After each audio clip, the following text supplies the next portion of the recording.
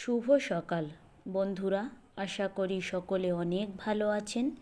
Mother kitchen and গ্রাম্য recipe ব্লগে আপনাদের স্বাগত জানাই।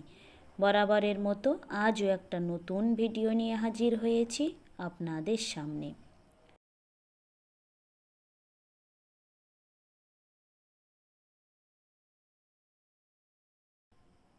প্রথমেই আমি পটলগুলো একটু গায়ে খোসা রেখে মাঝখান থেকে দুভাগ করে কেটে নিয়েছি। নিয়ে আমি লবণ আর হলুদ দিয়ে এটাকে ভালো করে ভেজে নিচ্ছি।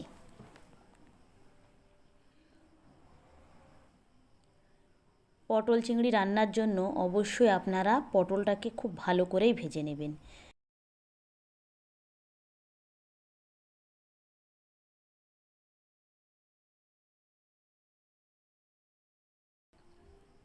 সবগুলো পটল আমি খুব সুন্দর লাল লাল করে ভেজে নিয়েছি।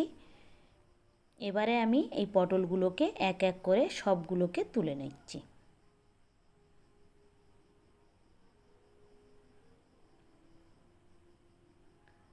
ওই একই তেলে আমি আবার একটা আলু ভেজে নিচ্ছি।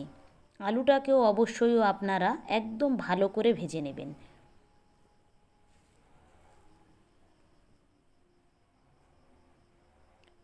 আলুটা ভাজতে এখানেও আমি হলুদ আর লবণ দিয়ে দিচ্ছি, দিয়ে এটাকেও ভালো করে মাখিয়ে নিচ্ছি।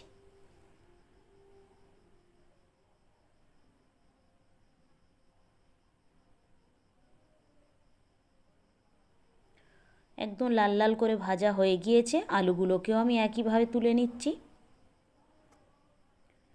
এবারে আমি একদম ছোট ছোট করে কুচানো পেঁয়াজ দিয়ে দিয়েছি খানিকটা।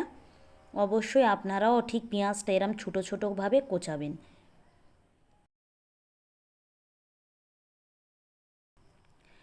পরিমাণ মতো লঙ্কা দিয়েছি। আমি আজকের এই রেসিপিটা কাঁচা লঙ্কাই রান্না করব, সেই জন্যে আমি আমার স্বাদ অনুযায়ী লঙ্কা দিয়েছি।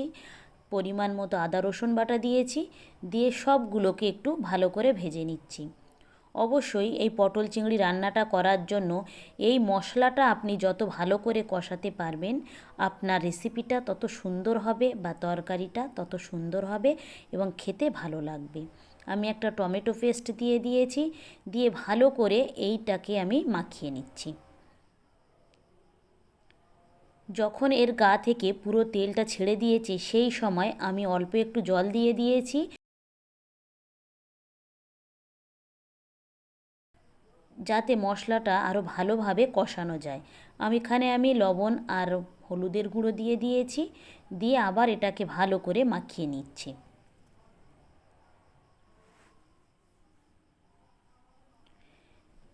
একেবারে যখন মশলার গা থেকে তেল ছেড়ে দিয়েছে তখন আমি ভেজে রাখা আলু আর পটল একসঙ্গে ঢেলে দিয়েছি।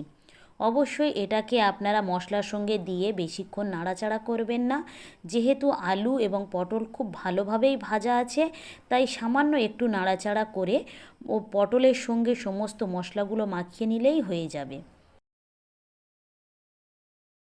আমি প্রথমেই খানিকটা চিংড়ি লবণ আর হলুদ দিয়ে একটু গরম করে নিয়েছিলাম, সেটাকে আমি উপর থেকে এই সময় এসে দিয়ে দিয়েছি। এবারে আমি এখানে ঝোলের জল দিয়ে দিচ্ছি।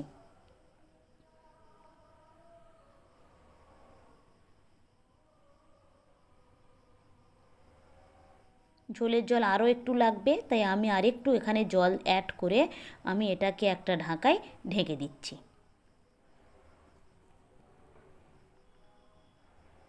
ঢাকাটা খুলে উপর থেকে আমি একটু ভাজা জিরের গুঁড়ো আর অল্প একটু সামান্য পরিমাণের গরম মশলার গুঁড়ো দিয়ে দিয়েছি।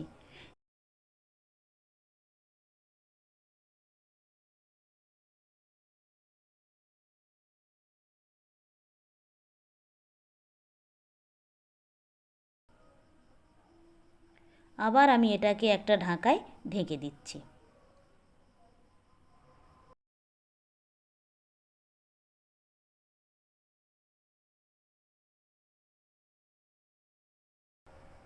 5-7 মিনিট পরে আবার আমি ঢাকাটা খুলে একটু নাড়াচাড়া করে নিচ্ছি। আমার ঝোলটা আরেকটু মারলেই হয়ে যাবে। আলুটাও একেবারেই সিদ্ধ হয়ে গিয়েছে, আর পটল তো আলুর থেকেই আরও নরম, সেটা আরও আগে ভাজার সময় পুরোপুরি সিদ্ধ হয়ে গিয়েছিল।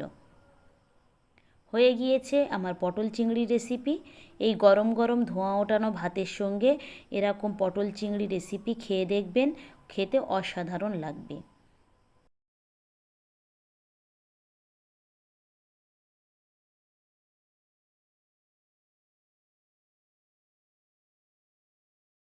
এখানে আমি কোনো শুকনো লঙ্কা ব্যবহার করিনি, পুরো রেসিপিটাই আমি কাঁচা লঙ্কা দিয়েই তৈরি করেছি। আপনারাও ঠিক এইভাবে বাড়িতে তৈরি করবেন, আর কেমন খেতে লাগলো অবশ্যই আমাকে জানাবেন।